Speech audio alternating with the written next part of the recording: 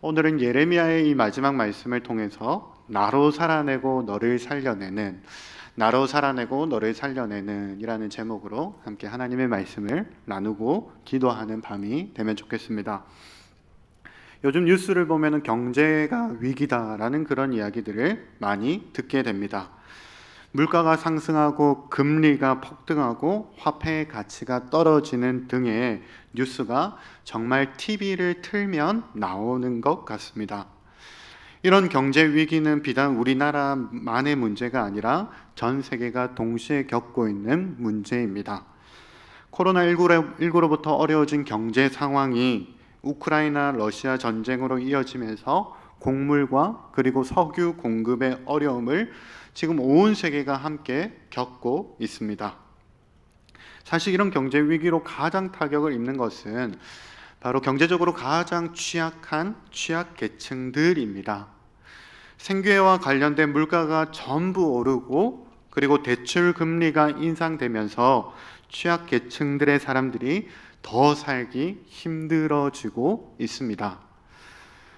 지금 당장 나도 살기 힘들지만 이런 취약계층 사람들을 생각하면 하루빨리 경제가 회복되어야 하고 또 사회가 함께 이들에게 더 관심을 보여야 할 때입니다. 그런데 이렇게 어려운 사람들을 도울 때 우리는 우리 사회에 지혜가 필요합니다. 피터팬 증후군이라는 말이 있습니다. 이 말은 어른이 되어서도 사회에 적응하지 못하고 부모에게 경제적으로 의존하는 일명 어른아이를 가리키는 말입니다. 이 용어를 경제학에서는 주로 중소기업이 성장해서 중견기업이 돼야 되는데 성장하지 않으려고 하는 현상을 빗대어서 사용되어집니다. 중견기업이 되면 각종 혜택이 끊기고 또 규제가 강화되는 것이 두려워서 차라리 성장하지 않고 계속해서 정부의 혜택을 받는 그 수준으로 머무르려고 할 때 중소기업의 피터팬 증후군이다 라는 말을 사용하곤 합니다. 마찬가지로 경제적으로 어려움을 겪는 사람들이 이런 피터팬 증후군에 빠지지 않도록 우리 사회는 지혜가 필요합니다. 이들에게 사회 여러 방면에서 도움을 주되 이들이 독립할 수 있도록 경제적으로 독립을 할 수 있도록 분명한 목표를 가지고 도와야 할 것입니다. 제가 오늘 이런 말씀을 드리는 이유는 약자들이 문제라서 이런 말씀을 드리려고 하는 것이 아닙니다. 오히려 이렇게 의지가 약해진 사람들을 이용해서 정치적으로, 경제적으로 이들을 의존하게 만들어서 자신만을 따르도록 하게 하는 자신들이 결국 득을 보려고 하는 사람들이 있기 때문에 이런 사람들이 문제이다라는 것을 말씀드리고 싶은 것입니다. 요즘 가스라이팅이라는 말을 많이 사용합니다. 한 개인이 자주성을 가지고 스스로 판단하며 사는 것을 의심하게 만들어서 결국 다른 사람인 자신을 의존하게 만들고 자신만을 따르도록 개인이나 한 공동체나 더 나아가서는 국가까지도 고립되게 만들 때 이것을 가스라이팅이다 라는 말을 사용하곤 합니다. 극적인 예가 바로 우리나라가 일제강점기 시대에 당했던 것입니다. 일제강점기 시대의 일본 사람들의 합리화는 이런 것입니다. 조선이라는 나라를 우리가 더 잘 살게 해주겠다라는 이 명목하에 우리나라의 자주성과 독립성을 짓밟아 버렸습니다.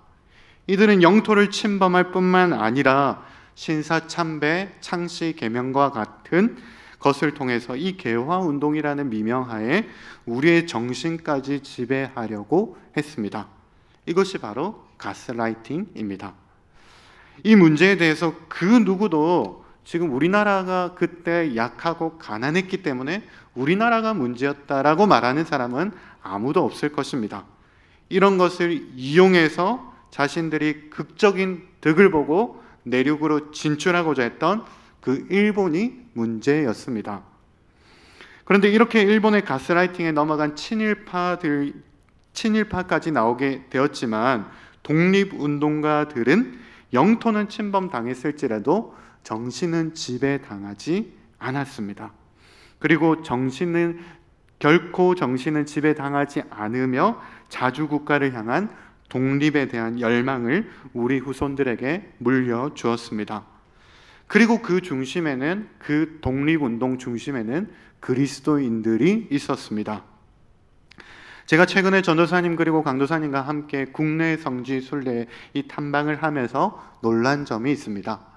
우리 주기철 목사님, 손양원 목사님의 기념관이 교회의 지원이 아니라 바로 시와 나라의 지원으로 만들어졌다는 사실입니다.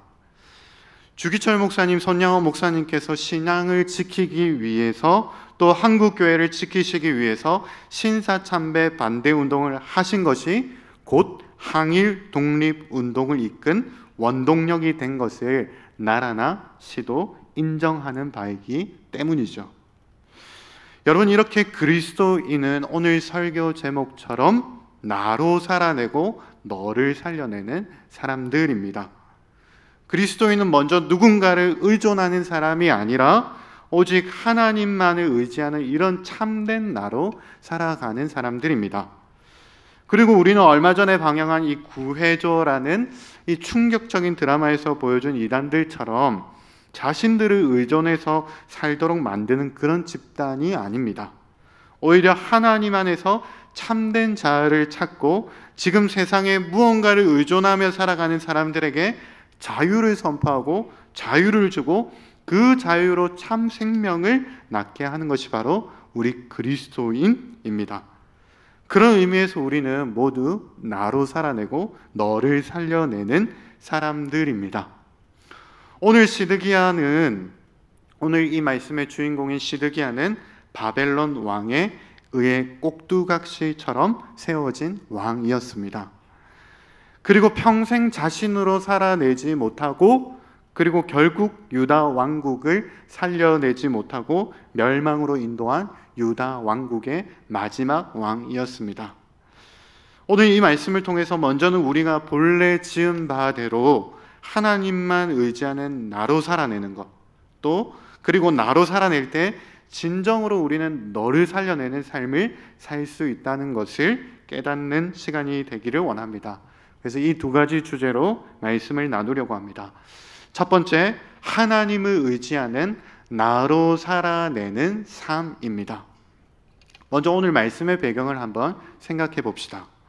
오늘 말씀은 한마디로 자신을 의존하게 만드는 지독한 바벨론과, 그리고 바벨론에서 벗어나려 했지만 또 결국 다른 것을 의지하려고 했던 더 지독한 유다 왕국의 마지막 시드기야의 이야기입니다. 시드기야 왕의 원래 이름이 무엇이었습니까? 마따니아였습니다. 그런데 마따니아는 바벨론 왕에 의해 세워진 왕이기 때문에 바벨론 사람들이 발음하기 좋은 시드기야라는 이름으로 그 이름이 계명을 하게 됩니다. 마치 우리나라 일제강점기 시대 때 창씨 계명을 강요받은 것처럼 그렇게 이름을 강제적으로 바꾸게 된 경우이죠. 그런데 아이러니하게도 이렇게 바뀐 시드기야의 이름의 뜻이 무엇이냐면 바로 여호와는 의로우시다라는 뜻입니다. 그러니까 지금 바벨론에 의해서 자주성과 독립성을 모두 다 잃게 되었지만, 그럼에도 불구하고 하나님은 의로우시다, 하나님은 틀림이 없으시다, 하나님은 이 일에 대해서 옳으시다 라는 것을 시드기야의 이름을 통해서 보여주고 계신 것이죠. 어쨌든 시드기야 왕이라는 이 왕은 자리에만 앉아 있었지 실상은 자신 뒤에서 바벨론이 이 국가를 운영하고 있었고, 바벨론이 지켜보고 있다는 이 감시자의 역할이 바로 꼭두각시처럼 세워진 시드기야였습니다. 그런데 시드기야는 어느 순간 바벨론의 꼭두각시 역할을 하기 싫어했습니다. 그리고 왕이 된 후에 예레미야를 몇 차례 비밀이 불러서 예레미야에게 자신의 미래가 어떻게 될 것인지 물으며 어떻게 해서든 이 바벨론의 영향력 아래서, 손에서, 감시에서 벗어나려고 했습니다. 이렇게 시드기야는 바벨론에서 벗어나기 위해서 자주성과 독립성을 찾으려고 했지만, 그런데 그 방향이 잘못되었습니다. 오늘 2절과 3절에 그에게 두 가지 방향이 잘못되었다라고 말하고 있습니다. 2절 하반절에 그가 여호야김의 모든 행위를 본받아 여호와 보시기에 악을 행한지라. 3절에 시드기야가 바벨론 왕을 배반하니라. 지금 확실한 것은 바벨론이 이 시드기야 뒤에서 유다 왕국을 감시하고 있다는 사실입니다. 그러나 보이지 않는 사실, 더 중요한 사실은 여호와 하나님께서 이들을 지켜보고 계셨습니다. 그렇기 때문에 시드기야 왕은 자신의 이름처럼 여호와께서 보시기에 악을 행할 것이 아니라 그럼에도 불구하고 의로우신 하나님을 의지하며 살아가야 했습니다. 그런데 시드기야는 바벨론에서 벗어나기 위해서 하나님을 의지하는 것도 포기하고 애굽을 선택했습니다. 애굽이라는 나라는 시드기야에게 특별한 나라였습니다. 당시 애굽은 이 전 세계를 호령하던 신흥 강국 바벨론과 맞설 수 있는 유일한 전통 강국이었습니다. 마치 우리나라가 일본과 중국 사이에 위치해서 수많은 전쟁을 겪어야 했던 것처럼 유다 왕국도 이 바벨론과 애굽 사이에 위치한 왕국이었습니다. 인간적으로 보자면 지금 바벨론에서 벗어나는 길은 애굽을 의지하는 길밖에 없어 보입니다. 또 애굽은 시드기야에게 이런 의미에서 특별했습니다. 바로 자신의 아버지 요시야 왕이 이 애굽과의 전쟁에서 죽음을 맞이했는데요. 요시야는 유다 왕국의 마지막 개혁을 단행한 그런 선한 의로운 왕이었습니다. 그런데 이 요시야 왕에게 한 가지 오점이 있었다면 이 애굽의 군대를 막아선 일입니다. 애굽 왕 느고는 이 지금 자신의 동맹국인 아시리아가 바벨론에 의해서 공격당하고 있습니다 라는 이 소식을 듣고 동맹국에게 의리를 지키기 위해서 자신이 직접 군대를 이끌고 내륙으로 이동하는 중이었습니다. 이동하는 중에 갑자기 요시야가 이것을 막아섰습니다. 이를 두고 바로왕 느고는 이렇게 말했습니다. 느고가 요시야에게 사신을 보내어 이르되 유다 왕이여 내가 그대와 무슨 관계가 있느냐? 내가 오늘 그대를 치려는 것이 아니요 나와 더불어 싸우는 족속을 치려는 것이라. 하나님이 나에게 명령하사 속히 하라 하셨은즉 하나님이 나와 함께 계시니 그대는 하나님을 거스르지 말라. 그대를 멸하실까 하노라. 이렇게 하나님은 이 바로 느고 왕을 통해서 경고했지만 요시야 왕은 듣지 않았고 끝내 무깃도에서 전사하고 말았습니다. 시드기야는 이때 몸소 깨달았을 것입니다. 아직 어렸지만 애굽의 강함과 또 동맹국에게 의리를 지키는 것이 바로 이 애굽이라는 나라, 바벨론, 저 극악무도한 바벨론과 달리 애굽은 신사적이고 그리고 의리를 지키는 이 애굽이라는 것을 몸소 깨달았을 것입니다. 이제 꼭두각시로 세워진 시드기야는 또 꼭두각시 역할을 자처했습니다. 바벨론에 의해 왕으로 세워져서 이제 바벨론에서 벗어나서 애굽을 의지하려고 했습니다. 하나님을 의지해야 합니다 라고 경고했던 이 예레미야의 예언에도 불구하고 눈에 보이는 것만 의지해서 당장의 위기를 모면하려고 했습니다. 이것이 다른 나라 이야기라면, 비단 다른 나라의 이야기라면 시드기야가 참 지혜롭구나, 끝까지 이 바벨론으로부터 독립성을 잃지 않고 그래도 지혜를 꾀를 내서 벗어나려고 했겠구나 라고 이렇게 생각되어질지도 모르겠습니다. 그러나 하나님이 세우신 이 이스라엘이라는 나라, 유다라는 나라는 다른 나라와 구분되는 나라입니다. 각 나라가 왕을 세우고 막강한 권력, 막강한 군사를 만들어서 자신들의 영토를 확장하는 것에 목표가 있었다고 한다면 유다 왕국은 오직 하나님만을 의지하고 이렇게 하나님만 의지할 때 하나님께서 살아계시구나, 하나님께서 지금도 통치하고 계시는구나, 하나님께서 지금 온 세계를 호령하고 계시는구나 라는 것을 보여줘야 하는 제사장과 같은 나라였습니다. 이것을 출애굽기 19장 5절 6절에 이렇게 말씀하죠. 세계가 다 내게 속하였나니 너희가 내 말을 잘 듣고 내 언약을 지키면 너희는 모든 민족 중에서 내 소유가 되겠고 너희가 내게 대하여 제사장 나라가 되며 거룩한 백성이 되리라. 여러분들, 오늘날 하나님은 이제 우리들을 제사장 된 나라로 불러주셨습니다. 이제 하나님은 우리를 통해 온 세상에 하나님이 살아계시는구나, 하나님이 역사하고 계시는구나, 하나님이 통치하고 계시는구나, 이것을 드러내기를 원하십니다. 이것을 베드로는 이렇게 이야기했습니다. 그러나 너희는 택하신 족속이여 왕같은 제사장들이여 거룩한 나라여 그의 소유가 된 백성이니 이는 너희를 어두운 데서 불러내어 그의 기이한 빛에 들어가게 하시니 아름다운 덕을 선포하게 하려 하심이라. 여러분들, 우리는 이런 나로 살아가야 합니다. 택하신 족속, 왕같은 제사장, 거룩한 나라, 그의 소유된 백성, 이런 나로 살아가야 합니다. 그런데 이런 나로 살아가지 못하도록 세상의 상황들은 끊임없이 우리를 유혹합니다. 세상의 어떤 것을 조금 의지하는 것이 더 지혜로워 보이고 보기에도 좋다라고 끝까지 유혹합니다. 또 주변의 사람들은 우리를 혼란스럽게 합니다. 하나님을 믿고 의지하며 살아가는 이 나의 모습을, 이렇게 나로 살아가는 것을 계속해서 의심하게 만들고 흐려지도록 만들고 있습니다. 그럴 때 우리는 단호하게 끊어내야 합니다. 남아공의 민주주의를 가져다 준 만델라 대통령은 감옥에서 그 갖은 고문을 견디며 어려울 때마다 이 시를 외웠다고 합니다. 나는 내 영혼의 선장입니다. 여러분들, 이 시처럼 우리 모두는 내 영혼의 선장입니다. 다른 무언가가, 다른 사람이 내 영혼을 조종하도록 내버려 둘 수 없습니다. 심지어 예수님도 우리 마음의 문 밖에 서서 우리가 스스로 마음의 문을 열도록 우리의 문을 두드리고 계십니다. 사랑하는 성도 여러분, 기억하시기 바랍니다. 나는 내 영혼의 선장입니다. 하나님을 의지하는 나로 살아내는 것, 이것으로부터 우리는 어떤 것도 현혹되지 말아야 합니다. 두 번째입니다. 두 번째는 이런 나로 살아내는 것이 결국 너를 살려내는 삶입니다. 앞서 설명한 것처럼 참된 나로 살아가는 것은 하나님을 의지하는 삶입니다. 택하신 족속, 왕같은 제사장, 거룩한 나라, 그의 소유가 된 백성으로 사는 것이 바로 그리스도인의 나다운 인생입니다. 그리고 이 나다운 삶이 결국 너를 살려내는 삶으로 이어집니다. 그러나 이렇게 성경에서 정의하는 나를 찾지 못한 인생은 결코 참 자아를 발견할 수 없습니다.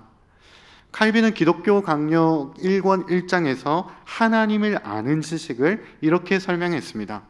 하나님을 아는 지식을 알 수 없으면은 나에 대한 참 자아를 발견할 수 없고, 이런 나 자신을 알지 못하면 하나님을 알지 못한다라고 이렇게 말합니다.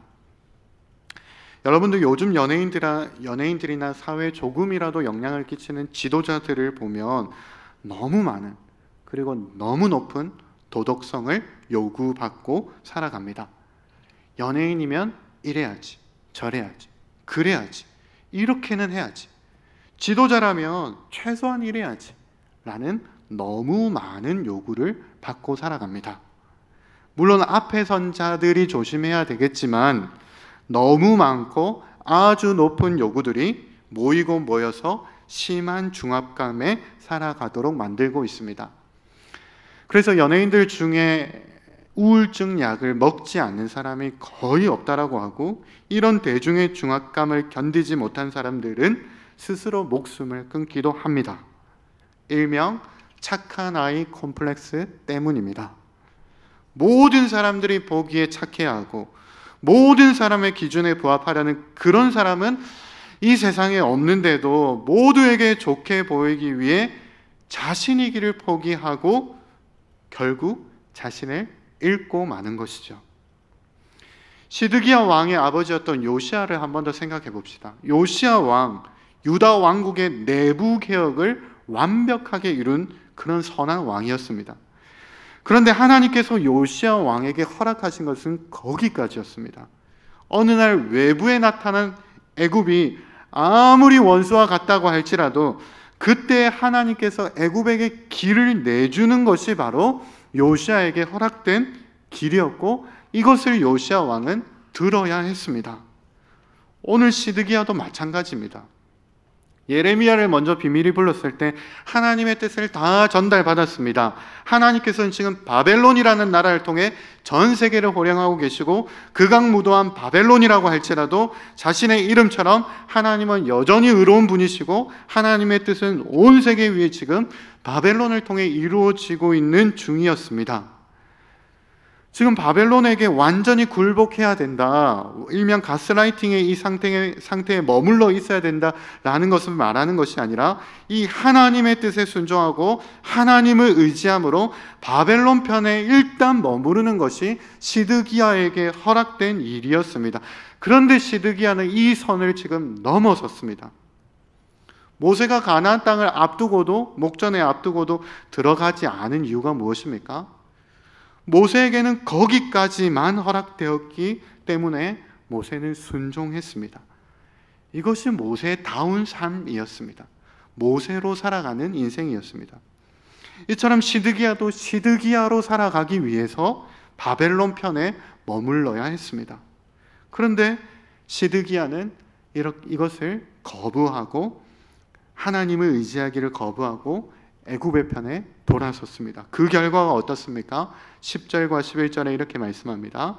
바벨론 왕이 시드기야의 아들들을 그의 눈앞에서 죽이고 또 리블라에서 유다의 모든 고관을 죽이며 시드기야의 두 눈을 빼고 노사슬로 그를 결박하여 바벨론 왕이 그를 바벨론으로 끌고 가서 그가 죽는 날까지 오게 가두었더라. 한마디로 끔찍한 일들이 일어났습니다. 영화에서나 나올 법한 극악무도한 일들이 지금 눈앞에서 다 일어났습니다. 이 바벨론 왕은 시드기야의 아들들을 그의 눈앞에서 죽이고 유다 왕국의 핵심 인물들을 모두 죽였으며 그러고 나서야 다 그의 눈앞에서 죽이고 나서야 시드기야의 두 눈을 빼버렸습니다. 그리고 오늘 읽지는 않았지만 12절부터 여호와의 성전이 무너지기 시작합니다. 다 불살라 져버렸습니다.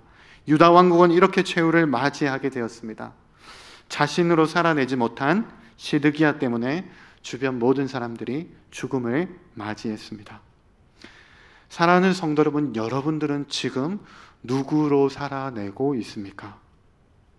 하나님을 의지하는 나로 살아가고 계십니까?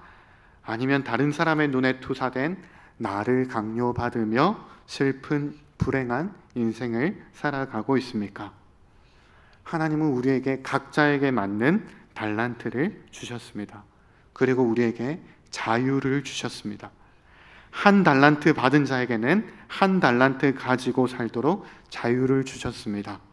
10달란트 부러워하거나 분에 넘치는 삶이 아니라 참된 나에게 허락된 나로 살아갈 때 우리는 나 자신이 복될 수 있고 또 다른 사람을 복되게 하는 삶을 살아갈 수 있습니다. 이어령 박사님은 이렇게 마지막 말을 남기고 떠났다고 합니다. 아름다웠다, 고마웠다 라는 말을 남기고 떠났다고 합니다. 자신의 인생을 총망라하며 한 권의 책처럼 자신의 인생을 이 문장으로 정리했습니다. 여러분, 우리는 모두 내 인생의 책이라는 책의 저자들입니다. 하나님께서는 나에게 주신 자유를 가지고 내가 써내려가는 내 인간 극장을 살도록 자유를 허락하셨습니다. 그러나 오늘 시드기야는 이 하나님이 의로우시다라는 이름처럼 자신의 이름으로 자신으로 살아내지 못했습니다. 끝까지 시드기야로 살아내지 못하고 누군가 다른 사람 의지하며 불행한 인생으로 최후를 맞이했습니다. 이런 나로 살지 못한 인생은 결국 나도 살리지 못하고 다른 사람도 살리지 못했습니다. 사랑하는 성도 여러분, 오늘 말씀을 빌어 여러분들에게 이렇게 도전하고 싶습니다. 내게 없는 것으로 나 아닌 다른 삶을 살아내기 위해 더 이상 고뇌하지 마시기 바랍니다. 하나님께서 나에게 허락하신 삶이 무엇인지 발견하고 나로 살아내시기를 바랍니다. 참된 나로 살아가는 것은 너무나도 큰 용기가 필요합니다. 세상의 유혹은 물론이고 다른 사람이 보기에 어떠해야 한다라는 것을 때로는 포기해야 합니다. 다른 사람이 나를 싫어하기까지 포기해야 합니다. 다른 사람이 아니라 다른 사람이 보기가 중요한 게 아니라 여호와께서 보시기에 나다운 인생을 우리는 추구하고 살아가야 합니다. 저도 다른 사람 눈에 내가 어떻게 보일까, 내가 어떤 목회자로 보일까 끊임없이 고민하면 나 자신을 예수 그리스도께 비운 것이 아니라 다른 사람이 나를 이용하도록 그렇게 내버려 두고 있는 나 자신을 발견할 때마다 얼마나 초라하고 비참한지 모르겠습니다. 사랑하는 성도 여러분, 이제 오늘 이 말씀을 들은 저와 여러분들 모두가 하나님께서 내게 허락하신 내 인생의 이 내 인생이라는 책의 저자가 되시기를 바랍니다. 또 내 인생이라는 극장의 연출가, 작가가 되시기를 바랍니다. 내 영혼이라는 배의 선장이 되어서 참되게 하나님만 의지하는 나로 살아내시고, 이렇게 나로 살아갈 때 다른 사람이 변화되고 새로운 생명을 낳게 되시는 하나님의 역사하심을 보게 되시는 저와 여러분들이 되시기를 예수님의 이름으로 축복합니다.